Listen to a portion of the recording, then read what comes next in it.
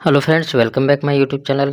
दोस्तों, आज हम बात करेंगे जेईएन भर्ती परीक्षा का। यहाँ पर नोटिफिकेशन जारी कर दिया गया है राजस्थान कर्मचारी चयन बोर्ड आयोग के द्वारा। ये नोटिफिकेशन 26/11/2024 को रिलीज किया गया है 33:48 इसका। Hello friends, welcome back my YouTube channel. दोस्तों, राजस्थान कर्मचारी चयन बोर्ड आयोग के द्वारा जेईएन भर्ती परीक्षा का नोटिफिकेशन यहाँ पर जारी कर दिया गया है। 26 नवंबर 2024 को आपका ये नोटिफिकेशन जारी किया गया है। 1111 पदों के लिए यहाँ पर नोटिफिकेशन जारी किया गया है, जिसमें आप यहाँ पर देख पाओगे 970 आपके नॉन टीएसपी पोस्टें हैं। एनटीएसपी अगर पोस्ट की बात करें तो 970, और टीएसपी जो रिजर्व एरियाज हैं उनकी 141 यहाँ पर पोस्ट है। और टोटल आपके 1111 पदों पर ये भर्ती परीक्षा आयोजित करवाई जानी प्रस्तावित है। इस भर्ती परीक्षा के संबंध में आपके शैक्षणिक योग्यता क्या रहेगी, एग्ज़ाम आपकी कब आयोजित करवाई जाएगी, एग्ज़ाम फीस आपकी क्या रहने वाली है, क्या वन टाइम रजिस्ट्रेशन वाली फ़ीस ही रहेगी या फिर अलग से यहाँ पर पंजीयन शुल्क लगाया गया है, तो उसके बारे में बात करेंगे। साथ ही साथ इसका सिलेबस आपका क्या रहेगा, इसके बारे में भी हम बात करने वाले हैं। सबसे इम्पोर्टेंट जो टॉपिक है इसमें कि पंचायती राज भर्ती परीक्षा है, उसका परीक्षा का आयोजन यहाँ पर अलग से करवाया जाएगा, तो उसके संबंध में हम आपको बताएंगे कम्प्लीटली। यहाँ पर सबसे पहले आप यहाँ पर देख लीजिएगा, जो समस्त जो विभाग हैं उनका यहाँ पर अलग से अलग अलग यहाँ पर पदों का वर्गीकरण यहाँ पर दिया गया है। तो आप इसका या तो स्क्रीनशॉट ले लीजिएगा, या फिर मैं आपको बताऊँ, सार्वजनिक निर्माण विभाग हैं उनमें यहाँ पर कनिष्ठ अभियंता जो डिग्री धारक है वहाँ पर नॉन टीएसपी की 27 पोस्ट है और टीएसपी की 9 पोस्ट हैं। टोटल यहाँ पर जो पोस्ट हैं वो 36 पोस्ट हैं। इसी प्रकार कनिष्ठ अभियंता सिविल जो डिप्लोमा धारक हैं उनकी यहाँ पर टोटल 8 पोस्ट हैं, जो नॉन टीएसपी 5 और टीएसपी की 3 है। इसी प्रकार कनिष्ठ अभियंता जो विद्युत के डिग्री धारक हैं उनकी टोटल 23 पोस्ट हैं, नॉन टीएसपी की 21 हैं और टीएसपी की 2 पोस्ट हैं।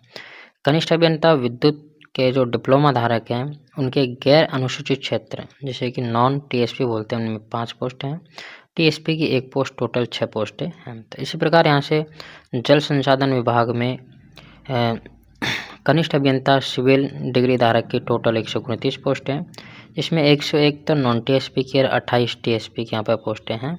तो इस प्रकार से आप सभी विभागों का यहाँ पर देख सकते हो कि कौन से विभाग में नॉन टीएसपी और टीएसपी में अलग अलग से कितनी वैकेंसी निकाली गई है। तो इसका आप स्क्रीनशॉट ले लीजिएगा। टोटल यहाँ पर जो 6 विभाग हैं, पंचायत राज विभाग, राजस्थान राज्य कृषि विपणन बोर्ड, स्वायत्त शासन विभाग और जल स्वास्थ्य अभियांत्रिकी विभाग, इन पर यहाँ पर ये पदों पर भर्ती निकाली गई है।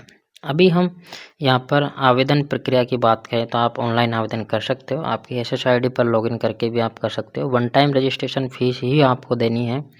यहाँ पर इन्होंने वन टाइम रजिस्ट्रेशन फ़ीस भी आपको देख सकते हो कि कितनी देनी है। वही यहाँ पर सामान्य वर्ग है जिसमें क्रीमिलेयर वर्ग है, अन्य पिछड़ा वर्ग है और अति पिछड़ा वर्ग है, उसको 600 रुपये है।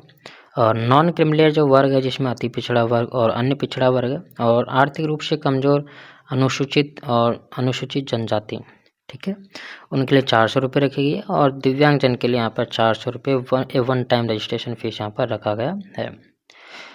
अभी हम बात करेंगे यहाँ पर वर्गवार जो आरक्षण का पदों का विवरण है वो भी आप यहाँ से देख पाओगे। स्क्रीनशॉट ले लो, या फिर आप जो इस वीडियो के नीचे जो डिस्क्रिप्शन बॉक्स है उसमें आपका इसका लिंक, डाउनलोड करने का लिंक आपको मिल जाएगा, वहाँ से आप डाउनलोड कर पाओगे। हॉरिजॉन्टल रिजर्वेशन है वो भी आपको यहाँ पर अलग अलग विभाग के लिए, अलग अलग पद के लिए आपको यहाँ पर मिल जाएगा, जिसको आप स्क्रीनशॉट ले लीजिए या फिर आपको अलग से यहाँ पर वहाँ से डाउनलोड कर पाओगे। ठीक है, आप डाउनलोड कर लीजिएगा और इसको 1 बाय 1 देख लीजिएगा कि आपके कितने यहाँ पर रिजर्व कैटेगरी की पोस्टें कितनी है और अनरिजर्व कैटेगरी की कितनी पोस्टें हैं, तो उन सभी के बारे में आप डिटेल से यहाँ पर देख पाओगे।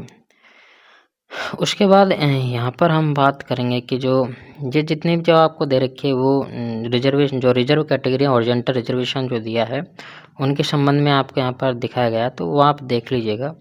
अभी मैं बात करूँगा वेतनमान की। तो वेतनमान जो आपका पे मैट्रिक्स लेवल है L10 दिया गया है।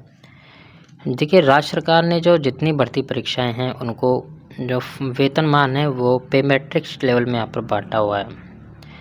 जब भी कोई भर्ती निकाली जाती है तो उसमें वेतनमान यहाँ पर मेंशन किया जाता है कि वो कौन से पे मैट्रिक्स की भर्ती है। जैसे कि अभी आपको L10 की ये भर्ती है। अब L10 का मतलब क्या है? L10 का मतलब है कि जब आप यहाँ पर ज्वाइन करते हो तो इसमें फिक्स कर रहा है कि आप जो 2 साल के लिए प्रारंभिक जो 2 साल आपका जो प्रोविशन पीरियड रहेगा, उसमें आपको 23,700 रुपये फिक्स पे आपको दिया जाएगा। मतलब कि इसमें आपको किसी प्रकार का डीए और एचआरए नहीं दिया जाएगा।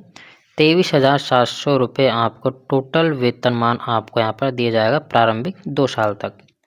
2 साल जब आपका प्रोविशन पूरा हो जाता है, जब आपका प्रोविशन पीरियड आपका पूरा हो जाता है, तो आपकी जो बेसिक रहेगी वो 33,800 रुपये से आप स्टार्ट होती है। 33,800 से 33,800 रुपये आपकी बेसिक होती है। उसमें फिर आपका डीए और एचआरए यहाँ पर लगाया जाता है। डीए और एचआरए यहाँ पर जोड़ा जाता है। तो डीए और एचआरए जोड़ करके आपका वेतन यहाँ पर कितना हो जाएगा? देखिए अभी हाल ही में जो डीए है वो है 53% और अभी एचआरए यहाँ पर टोटल 10%। अगर इन दोनों को जोड़ोगे तो 63% आपको और जोड़ना है आज के दिनांक में। ये जो लिखा है मैंने, आज दिनांक में आपको लेवल 10 में कितना वेतन मिलेगा वो मैं आपको बता रहा हूँ। देखिए 33,800 रुपये है, उनको आप मल्टीप्लाई कर लीजिए 1.63 से। 33,800 रुपये हैं, उनको आप मल्टीप्लाई करो 1.63 से, तो आपका यहाँ पर जो टोटल जो वेतन है, ग्रॉस वेतन है, वो आपका आ जाएगा। तो ये आएगा लगभग 55,094 रुपये आपका ग्रॉस अमाउंट यहाँ पर बनेगा। मतलब कि आपको अगर आप इस भर्ती परीक्षा में आपका चयन होता है तो लेवल 10 के अकॉर्डिंग L10 के अकॉर्डिंग आपको यहाँ पर टोटल 55,094 रुपये आपको मिलने वाले हैं 2 साल के बाद में। सपोज करो ये 2 साल आज पूरी हो रही है तो आपको मिलेगा। अगर जैसे कि 2 साल बाद में, जैसे कि आज से अगर 1 साल बाद ये भर्ती परीक्षा पूर्ण होती है, हालांकि 6 महीने में हो जाती हैं आजकल, तो 1 साल का मैक्सिमम टाइम लगाएं तो आपके 2 इंक्रीमेंट तो ये लग जाएंगे, ठीक है, डीए के। उसके बाद दो डीए ये लग जाएगा। उसके साथ जो बाकी जो 2 साल प्रोविजन पीरियड में 4 डीए वहाँ पर ऐड हो जाएंगे, तो टोटल यहाँ पर 6 आपके डीए और लग जाएगा। तो 6 बार डीए और लग जाएगा। तो अगर मिनिमम अगर 3% भी डीए माना जाए तो 18% के आसपास आपका डीए लगेगा। मतलब कि जो अभी मैंने जो 63% बताया था उसको आप 80% कर लीजिएगा। और अगर यहाँ पर 8वां वेतन आयोग लगता है तो फिर आपको यहाँ पर जो बेसिक है वो आपको अलग देखने को मिलेगी। तो यहाँ पर जो मैं आपको जो डाटा बता रहा हूँ उसमें आपको अंतर मिलेगा, 5-7 हज़ार के आसपास आपको अंतर देखने को मिल सकता है। अभी मैं जैसे कि अगर 33,800 को अगर मैं यहाँ पर 1.8 से मल्टीप्लाई करता हूँ तो मेरे पास जो टोटल आती है वैल्यू वो आती है 60,840 रुपये। मतलब कि जब आप यहाँ पर 2 साल कंप्लीट कर लोगे तो करीब करीब 60 के आसपास आपका वेतन रहने वाला है। जब इसमें से आपके डिडक्शन होंगे तो आपको 55,000 रुपये के आसपास आपको नेट अमाउंट आपको मिलेगा।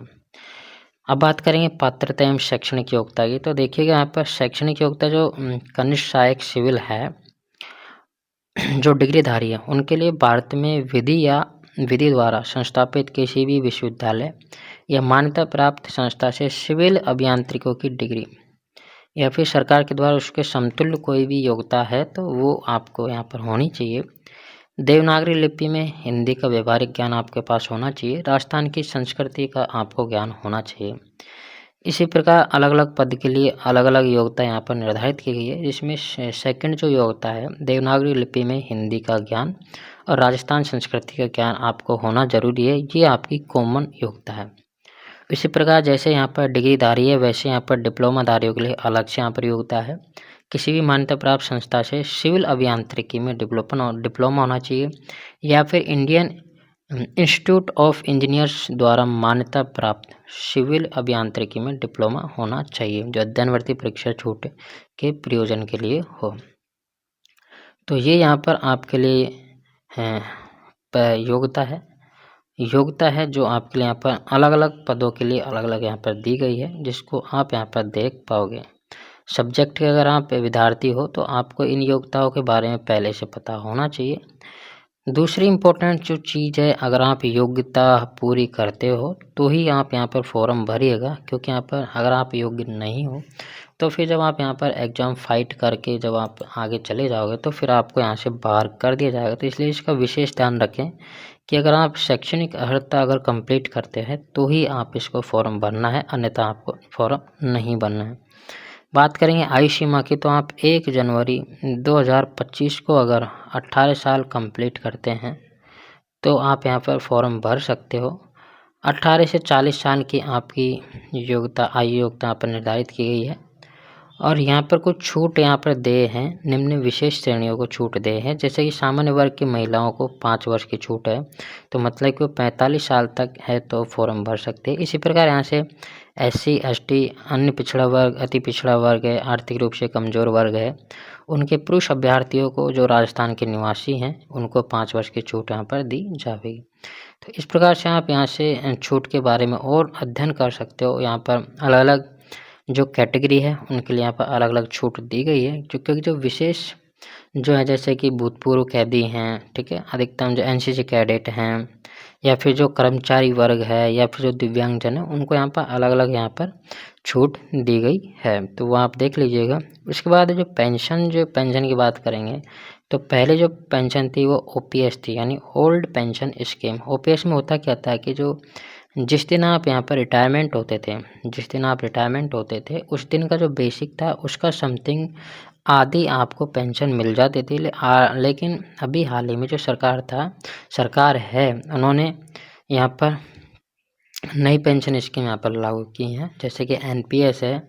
NPS के बाद में अभी हो सकता है राज्य सरकार कोई और यहाँ पर पेंशन स्कीम लागू कर दे। तो यहाँ पर इन्होंने क्लियरली मेंशन किया गया है कि नए नियुक्त होने वाले कर्मचारियों के लिए नियमानुसार राज्य सरकार देय पेंशन योजना लागू होगी, मतलब कि राज्य सरकार जो पेंशन देगी वो यहाँ पर लागू होगी। अभी हम बात करेंगे कि परीक्षा का आयोजन कब करवाया जाएगा। तो बोर्ड के द्वारा कनिष्ठ अभियंता के उक्त पदों हेतु कंप्यूटर आधारित यानी CBT, टैबलेट आधारित TBT, ऑफलाइन मोड पर आधारित यानी OMR पर आयोजित करवाए जाना प्रस्तावित है। अभी यहाँ पर इम्पोर्टेंट है कनिष्ठ अभियंता सिविल जो डिग्री/डिप्लोमा है, कनिष्ठ अभियंता यांत्रिकी जो डिग्री/डिप्लोमा है, कनिष्ठ अभियंता विद्युत की जो डिग्री/डिप्लोमा है, कनिष्ठ अभियंता यांत्रिकी जो विद्युत है उसके डिग्री/डिप्लोमा है। इन पदों पर ये जो 4 पद हैं 1 2 3 4, अगर डिग्री की बात करें तो टोटल यहाँ पर 8 हो गई। 1 2 3 4 मतलब टोटल यहाँ पर 5 मतलब 10 पदों पर हो गई है। तो इनकी जो भर्ती परीक्षा है वो 6 फरवरी से लेकर के 11 फरवरी 2025 के बीच में आपके आयोजित करवाई जाएगी। ये करवाया जाना प्रस्तावित है, लगभग प्रस्तावित है। लेकिन जो पंचायती राज विभाग है उसके कनिष्ठ अभियंता जो सिविल/कृषि जो डिग्री के पद हैं उन पर अलग से भर्ती परीक्षा का आयोजन करवाया जाएगा, जिसके संबंध में बोर्ड के द्वारा यथासमय आपको प्रत्यक्ष सूचित कर दिया जाएगा। एक लाइन और मेंशन की गई है कि अगर बोर्ड के द्वारा एक से अधिक चरणों में किसी भी भर्ती परीक्षा का आयोजन करवाया जाता है तो इसको नॉर्मलाइजेशन की प्रक्रिया वहाँ पर अपनाई जाती है, जो यहाँ पर इन्होंने मेंशन कर दिया गया है। प्रवेश पत्र है वो भी आपका जब एग्ज़ाम होगी तो वेबसाइट पर आपको मिल जाएगा प्रवेश पत्र। NOC के संबंध में यहाँ पर दिया गया है जो पहले से यहाँ पर किसी भी सरकारी नौकरी करते हैं, किसी भी सरकारी उपक्रम में नियुक्त हैं, सरकारी नौकरी करते हैं, तो उनको अनापत्ति प्रमाण पत्र यहाँ पर प्रस्तुत करना होता है, तो उसके संबंध में भी आपको दिया गया है। नियुक्ति की जो अयोग्यताएं हैं वो भी आपको यहाँ पर मेंशन की गई हैं, तो उनको आप यहाँ पर देख लीजिएगा। तो उम्मीद करता हूँ दोस्तों ये वीडियो आपको ज़रूर पसंद आया होगा। अगर आप पहली बार चैनल पर विजिट कर रहे हो तो प्लीज़ चैनल को सब्सक्राइब कर लीजिएगा, वीडियो को लाइक कर दीजिएगा और अपने दोस्तों के साथ यहाँ पर शेयर ज़रूर करना। दोस्तों इसके बाद में जो इम्पोर्टेंट आपके लिए बचता है वो है यहाँ पर पाठ्यक्रम या फिर सिलेबस में देखिए जो पार्ट A है, भाग A है, वो सबके लिए यहाँ पर कॉमन होने वाला है। सामान्य ज्ञान है जिसमें राजस्थान के इतिहास, कला, संस्कृति, ठीक है, परंपराएं, विरासत, राजस्थान का भूगोल है, राजस्थान की राजनीतिक एवं प्रशासनिक व्यवस्था है, तो ये सभी के लिए कॉमन होने वाली है। उसके बाद सिविल अभियांत्रिकी में डिग्री होनी चाहिए, वो 80 अंक का आएगा, क्योंकि ये जो सिलेबस है वो आपके कनिष्ठ अभियंता सिविल डिग्री के लिए यहाँ पर परीक्षा स्कीम दी गई है। टोटल 120 अंक का आपका पेपर होगा, समय आपको मिलेगा 2 घंटा।